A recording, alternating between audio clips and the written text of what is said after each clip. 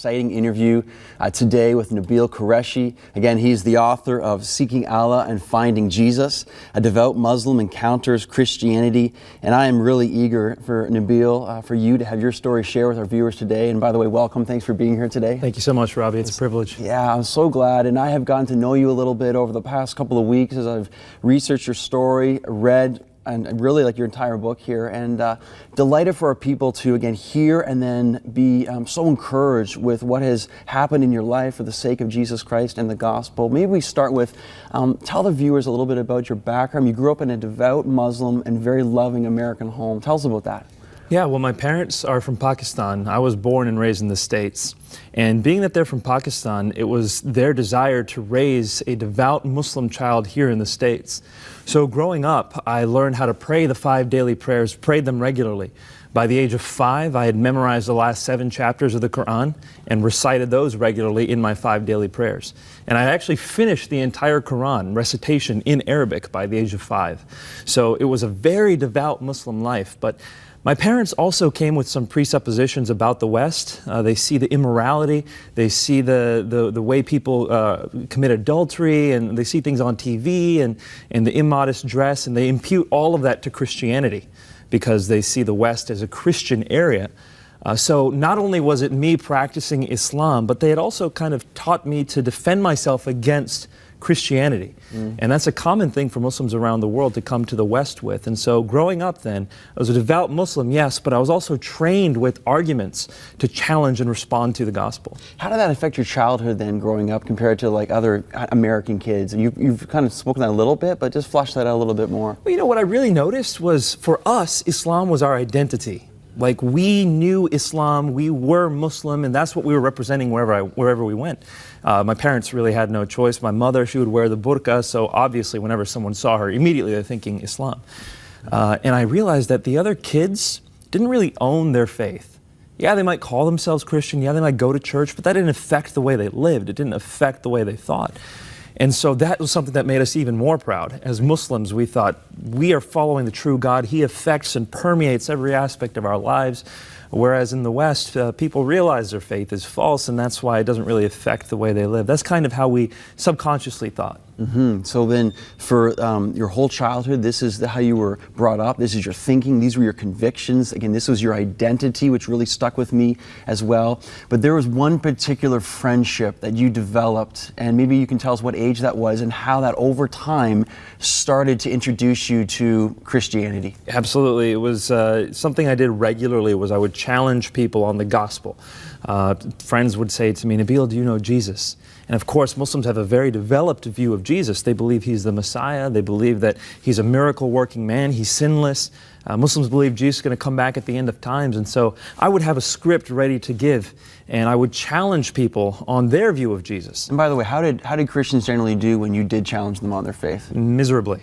Yes. What I realized very early on was that even the slightest challenge on the Bible, on the reliability or the compilation of the Bible, or on Jesus' deity, or on the Trinity especially, no one really knew more than just enough to say what they were told to say. They didn't really know why they believed what they believed, didn't know how to defend it.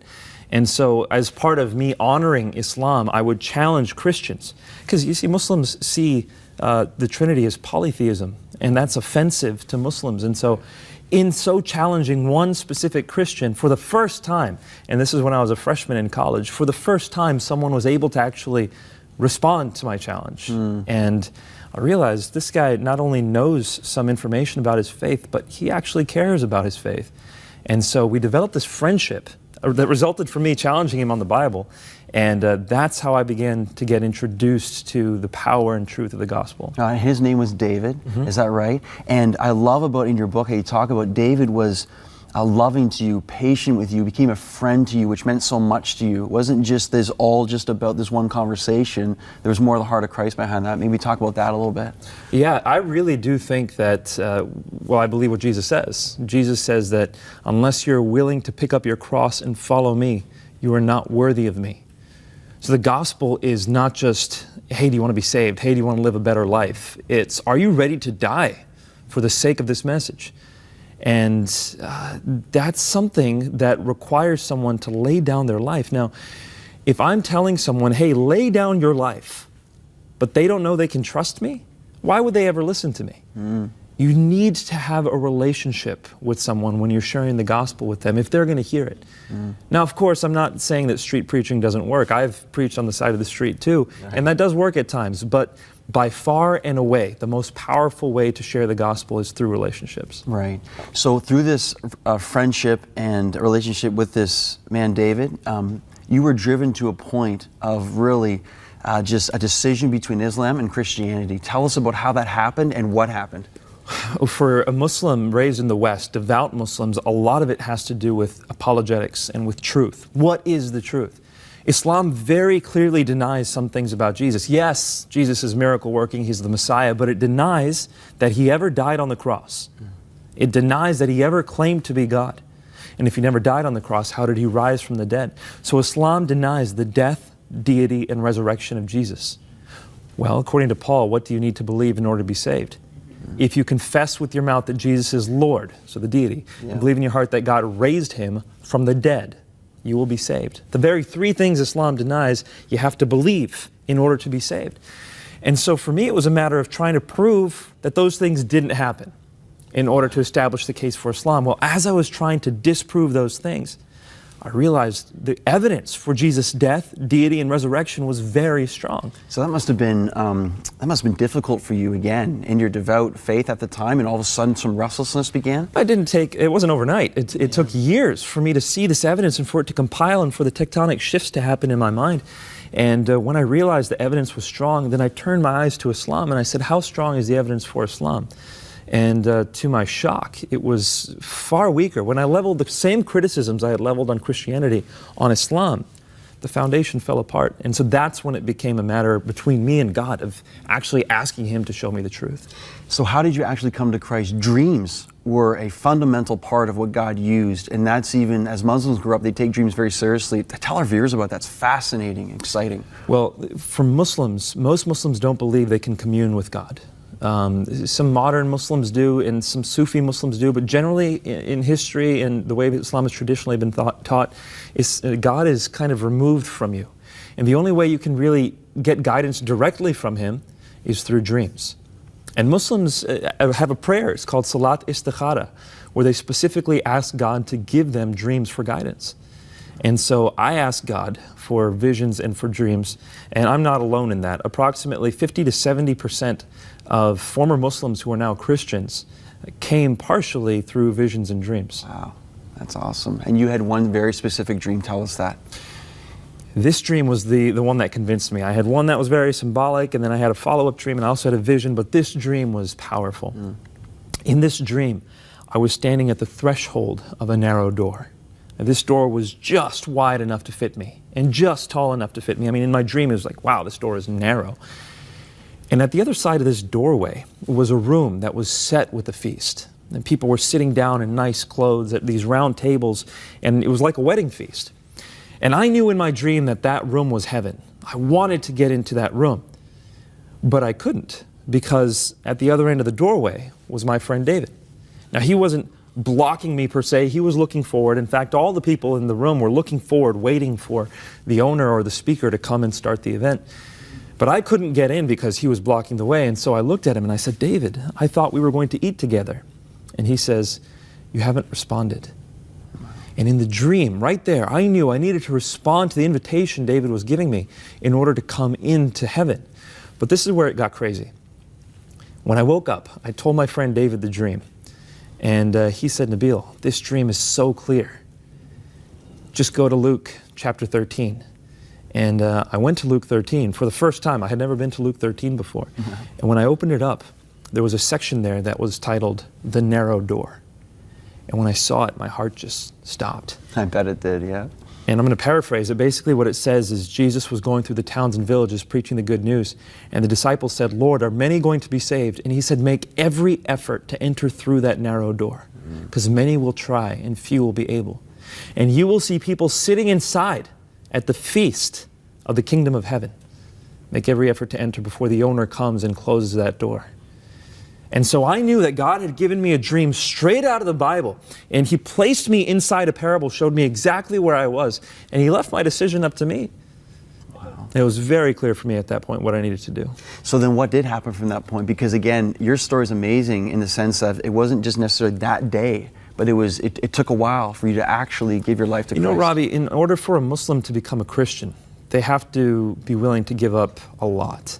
Depending on how devout their family is, their identity is usually wound up in Islam. So it wasn't just me saying, I'm going to change my beliefs. That's right.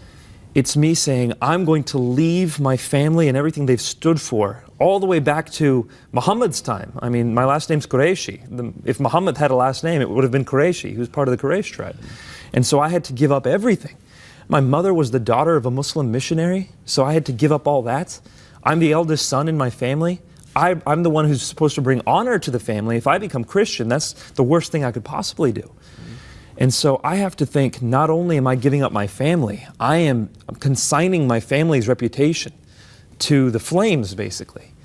And so it was something that I needed a lot of time to wrestle through and to pray through. And I asked God to comfort me through it. And it was when I read His Word that I received the promises of God, Mark 10:29. Yes. And also the encouragement from God to go ahead and make. And you went through a whole time of mourning in this too. And I remember you came to Matthew chapter 5 and the Beatitudes, and blessed are those who mourn, for they shall be comforted. It's beautiful. And so that was one of the turning points as well. I can't tell you how beautiful that message was.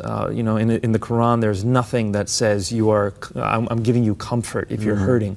The Quran says, do this, do that, do this, do that. But there in the Bible, blessed are those who mourn, for they shall be comforted. Wow. It was like my heart was just electrified into life when I read that, and my life has never been the same. Wow, I love that. And even now today, you are now serving with Rev. Zechariah's International Ministries, and now you're an apologist, speaking about the gospel and defending the Christian faith to those who oppose it. Tell us a little bit about that, maybe if you want to.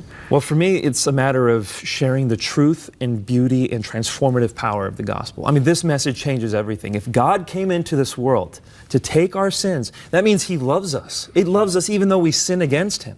And then He takes a look at us. While He's on the cross, bleeding and dying for us, the words we should remember are, as I have loved you, so love one another. That's the call we're given as Christians. He's given us everything we need in this life and this afterlife. So all we have to do is follow Him and pour ourselves out for the sake of those around us. And that transformative life is the message of the gospel. There's nothing like it. Amen. That is so encouraging to me, and I know for our viewers here right now. And I just love when the Lord had you in a place where you were defending the Muslim faith against Christians who could not. Now God has transformed you, and now you are defending the gospel for those, again, who need to find the answers. And it's a privilege to do so. Nabil Qureshi, again, with us right now. I'm so excited. Again, the author of Seeking Allah, Finding Jesus, and his encounter with the Christian gospel. This book is available on our e-store, and I hope you've been encouraged as I have been as well, and desiring to learn more and be encouraged. Nabil, again, thank you so much for being with us Thank today. You so much, Robbie. What a blessing. My pleasure. Why would a Muslim become a Christian? It's a good question. The Quran teaches about sin, just like the Bible. The Quran teaches that there's only one God, just like the Bible. The Quran teaches about heaven. It teaches about hell. It even teaches about Jesus being on the cross, just like the Bible. So again, I have to ask, why would a Muslim become a Christian? Let me share something with you from the Quran that Muslims are commanded to say to Christians and to Jews about their God and their beliefs. Surah 29. We believe in what has been revealed to us and what has been revealed to you. Our God and your God is one, and to Him we submit. So the Quran proclaims that Muslims and Christians and Jews all alike worship the same exact God. There's really no difference at the end of the day. My name's Reese. I'm an Arab Christian. I grew up as a Muslim. This is my story as to why I left Islam in the pursuit of Allah, not Jesus, Allah. I grew up in Algeria to a very devout Muslim family. My grandpa would pray 5 times a day. He gave alms. He observed Ramadan. My grandparents, especially my grandmother, were very adamant in teaching me how to read the Quran and how to understand the Quran. They would also allow me to participate in things with them that were part of the 5 pillars of Islam. This included reciting the Shahada. It included praying 5 times a day. It included giving alms. I never went to Mecca, but my grandparents would go to Mecca every single year as opposed to just once in their life. But the greatest thing that they taught me was to seek out what the Quran had to say for myself. Eventually, I moved to the United States with my parents, and I continued to be a Muslim because that's what I had held on to traditionally. As I grew older, I started to feel a deeper hunger to know more about the Quran. Let me share with you some of the fun things that the Quran teaches.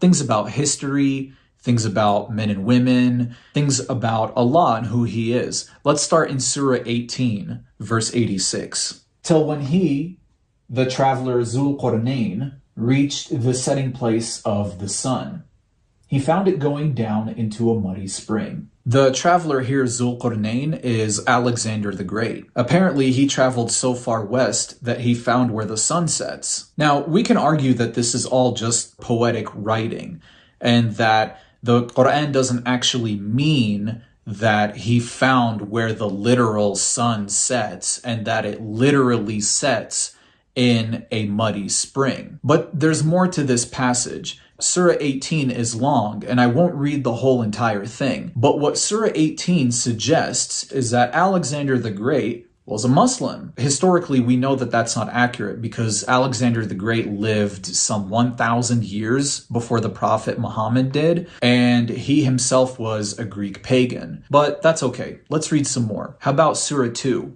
verse 223? Your wives are a tilth for you. Go then into your tilth as you wish, whenever you like. This one doesn't need much explaining. Women are objects of sex. End of story. Oh, speaking of women, in the same chapter here, it states that a woman's testimony is half of that of a man's. Why? Well, according to the Quran, it's because of the deficiency in a woman's mind. So Allah not only created women to be objects of sex, but He also created them to be stupid. Now, here's where it gets really interesting.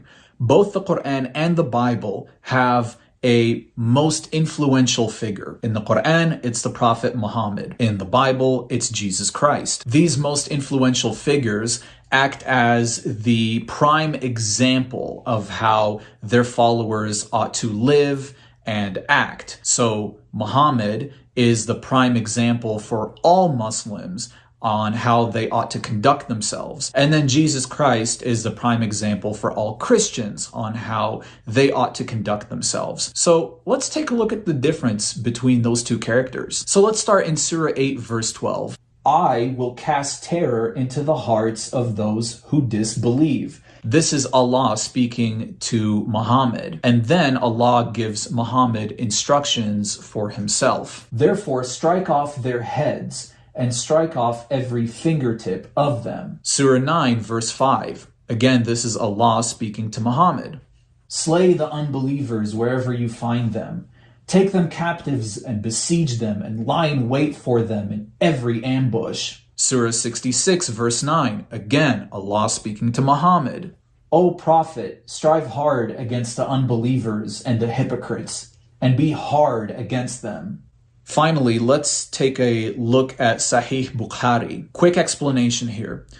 Sahih Bukhari is a continuation of the Quran. It documents more of the things that Muhammad did. So this is like the Gospel of John compared to Matthew, Mark, and Luke. It's overall the same story, but it goes into other details about the things that Jesus did that may not necessarily be found in Matthew, Mark, and Luke. But overall, the story is still the same.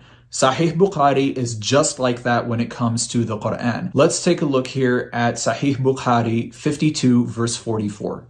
A man came to Allah's apostle, that's Muhammad, and said, instruct me as to such a deed as equals jihad in reward. A man comes to Muhammad and says, Muhammad, is there anything that is as good as jihad that I could possibly do to get a reward in heaven? Now, for those of you that don't know, jihad is committing atrocities in the name of Allah. It's commonly referred to as holy war by Muslims, but the actions of jihad mean committing atrocities in the name of Allah in hopes to reap a reward in heaven. So let's look at Muhammad's answer here. Muhammad replied, "I do not find such a deed that is equal to jihad." So the greatest accomplishment you could possibly achieve as a Muslim is to commit horrendous atrocities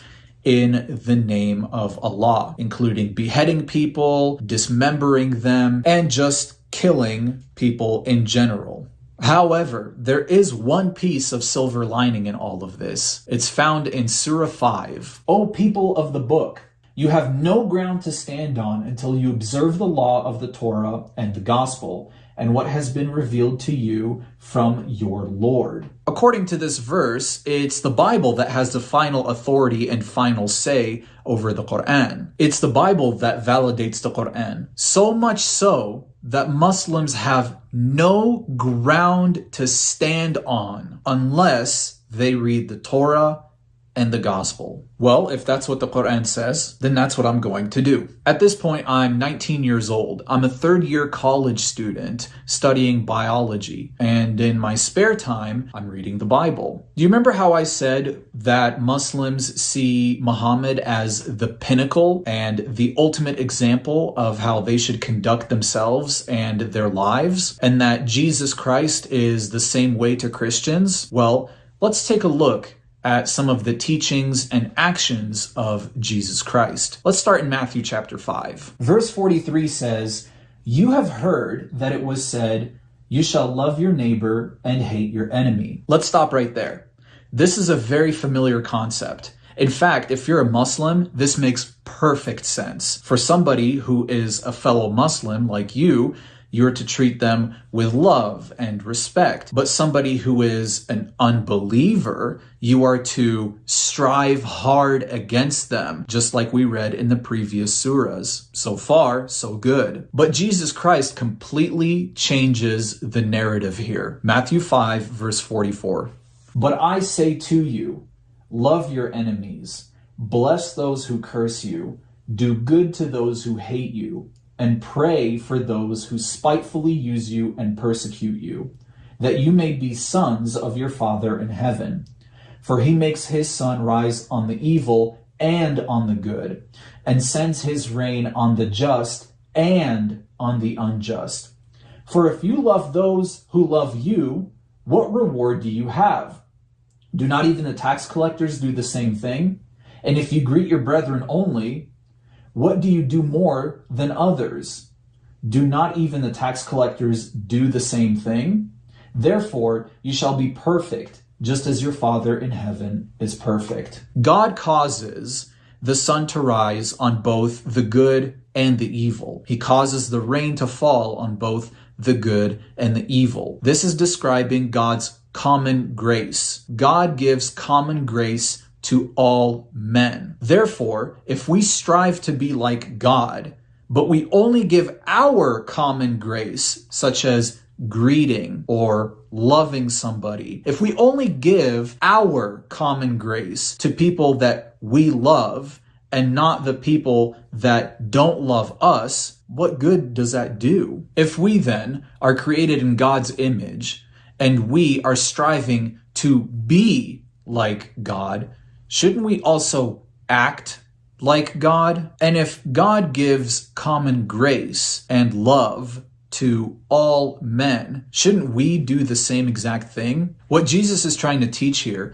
is that if you want to be in the kingdom of heaven has to be in you. If you want to dwell with God, you have to be like God. And God is a God of grace. So how does that compare to the Quran? The Quran teaches that the greatest thing a man can do is commit atrocities or jihad in the name of Allah in order to reap their reward in heaven. The Bible, however, teaches that the greatest thing a man can do is be like his Father in heaven. And if God gives grace to all men, you must do the same. Love your enemies. Give grace to those who oppose you, because it's God's grace that's keeping you alive today. Over the next several months, I continued to study out the teachings of Jesus. I began to go to various Bible studies to learn more about his teachings and to mostly understand his parables because I was having a hard time comprehending them. I found two Christian men who took me under their wing and began to teach me more and more about the parables of Jesus and other biblical concepts